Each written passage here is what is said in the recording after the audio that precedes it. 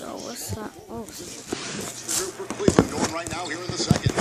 Nene kicks to Gordon. And the three-point shot. Gordon's got himself going there. His first points of the game on the deep ball. Well, Doris, to get through an entire NBA season, you got to be tough. I mean, physically tough, mentally tough. Which do you think in the league right now exude and show you night in and night out that kind of toughness? Well, the guy I marvel at in terms of the ferocity with which he plays, it's Russell Westbrook. And I don't think I've ever seen that dynamic a player at the lead guard position. The athleticism, the ability when he gets to the rack, it's just like, I mean, it's an assault on the rim. Confidence, too. I mean, your confidence has got to be just boundless, don't you think? I mean, to believe that you're the best player in the league, and I think it, to me, is his greatest attribute is his confidence. I thought Jordan was about the toughest guy mentally and physically that I had ever seen. Wasn't the biggest, wasn't the strongest, but what he showed, I think, led his team. Yeah, I mean, listen, I would agree with you on Michael all time. That was the baddest man to ever do it, no doubt about it. Okay, well, let's go down to David Aldridge for a report from the sideline. Well, guys, we've seen James Harden become one of the most accomplished in the league at drawing fouls and getting to the free throw line. And he makes no apologies for his style. He said free throws are a part of basketball. And not necessarily going in there and trying to draw a foul, but if a person can't guard you, he has to foul you. Or I'm going to score every single time. Kevin? Maybe the toughest cover in the league, DA. Thank you. Foul call that time on the way up. That'll give him 2 chances at the free throw line here. You know, for the Cavs, it's obviously taken some time for them to develop the chemistry between their, quote, big three and understanding how to integrate the talent of all of them into their offense. There's only one ball, and with all that scoring ability, I think it can be a little bit of a challenge to keep them all in the mix. And it seemed like down the stretch last season, the Cavs' big three started to find more comfort playing together, wouldn't you say? I don't think there's any doubt, Kevin. And sometimes it's your chemistry off the court that breeds it on the court.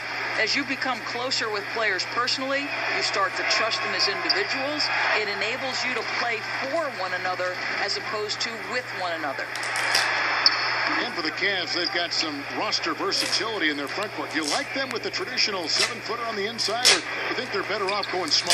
Well, I think, Kevin, most of their talent is at that power forward position, and they've got fours with size and strength. They give up a bit of shot blocking with those lineups, but I think the positives outweigh the negatives. And so here's Cleveland following the score by Houston. The three from LeBron, rebounded by Capella. Capella's got his 6th rebound on the night. Williams against Shumpert. Anderson the screen.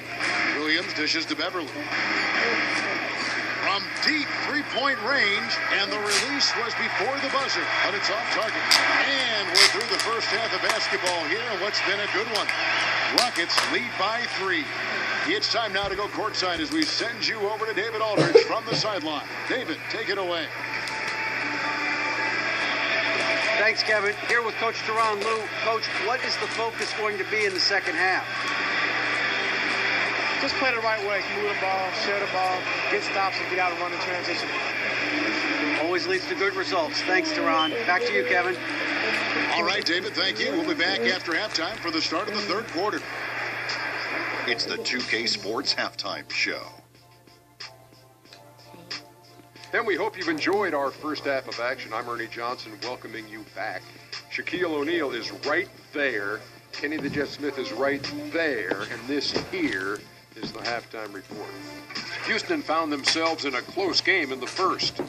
Some good action during the period, as it was just a 1-point game at the end of one. They battled hard in the second quarter, and it was reflected on the scoreboard. Kenny, what you think about the Rockets? Well, there was a big spark from the bench in the first half. Sometimes you're hoping for your reserves to come in and just hold court, but they didn't do that. They actually got better. Looking at Cleveland, Shaq, your thoughts? Well, they had a hard time scoring inside. In fact, their offense was run almost exclusively along the perimeter. A lot of jumpers. It's too predictable. You got to mix it up.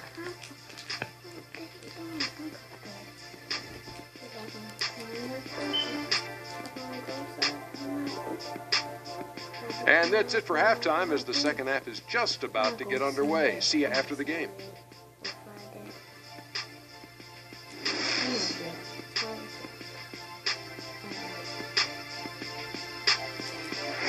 Welcome back to Cleveland, Ohio, home of the Rock and Roll Hall of Fame.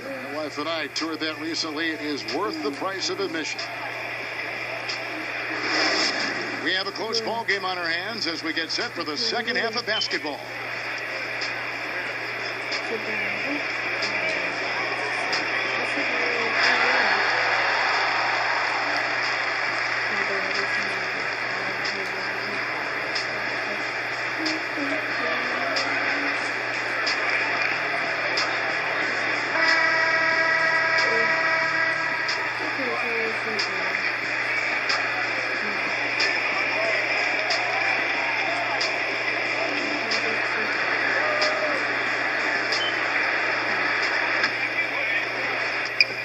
Cavaliers trail by 3, so on the floor for Houston.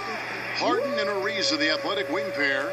Clint Capella is out there with Anderson, and it's Beverly in at the point guard position. Now, here is Irving. Drains it from 17 feet out. Irving's got it going here in the start of the second half. The first points in the third quarter for Cleveland. And when you look at the Rockets, I mean, plenty of offense, but last year there was a huge drop-off defensively. And given this team's lofty goals, that really flies right in the face of that old adage, defense wins championship. And he gets it to go as they call the foul. He's on his way to the line for one more. And what about the strength from Thompson there to go up, take the hit, still convert the play? Nice.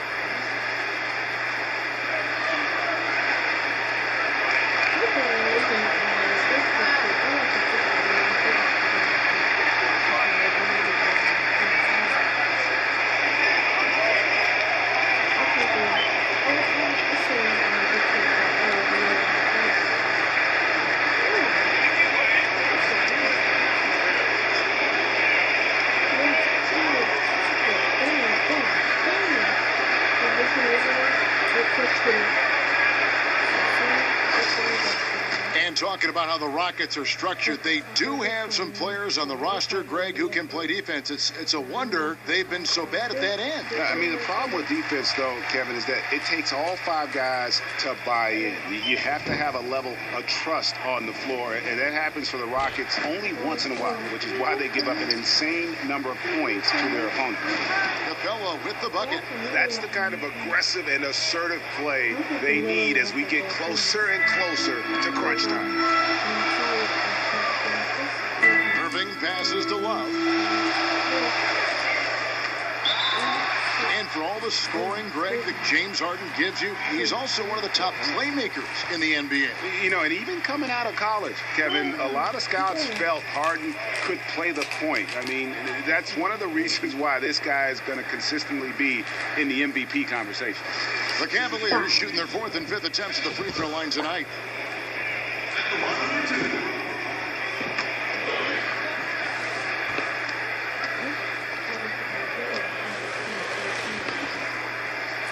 The first one falls. Of course, we asked fans to write in questions for you. We've had thousands, literally thousands of letters, emails coming in. The fans want you to answer questions. So well, here's one I just picked out of the fishbowl here.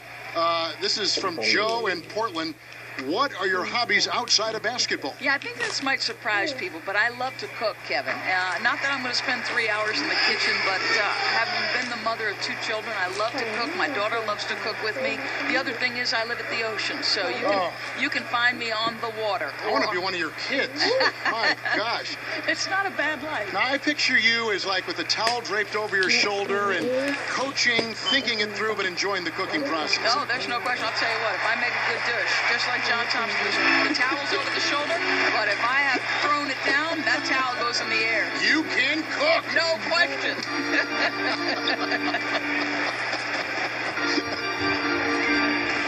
Now, here's LeBron looking for his first basket still in this one. He's intimidating.